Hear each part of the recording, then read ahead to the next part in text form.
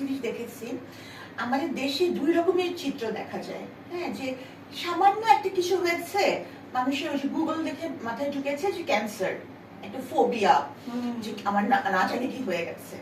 আবার আরেকটা আমাদের সোসাইটি আছে যারা আসলে লো সোশিও ইকোনমিক কন্ডিশন থেকে বিলং করে, তারা হয় কি, তাদের হয়তো এটা পেয়েছে, আমি অনেক মহিলার ব্রেস্ট ক্যান্সার হয়ে ডেভেলপ করেছে, সে সংকোচে বা ভাবছে যেটা সেরে যাবে বা পুরুষ ডাক্তারের কাছে যাবে না, বিভিন্ন কারণে তারা আসে নাই।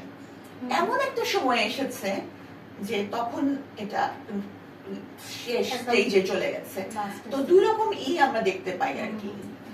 তবে এখন সব ধরনের ডক্টরে আছে, পুরুষ যেমন আছে তেমনি নারী ডক্টরও আছে। আমি যেটা বলি যে ডক্টরের কোনো নারী পুরুষ নাই আমাদের কাছে।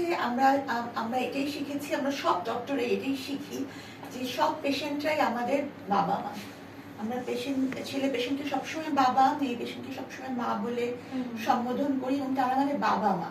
সুতরাং পুরুষ নারী চিন্তা করে নিজের রোগকে কখনোই ইগনোর করবেন না। তার নিকটস্থ চিকিৎসা কেন্দ্রে যে ডক্টরই আছেন, don't go for his or her gender, হ্যাঁ, তার স্কিল দেখে গো ফর ট্রিটমেন্ট।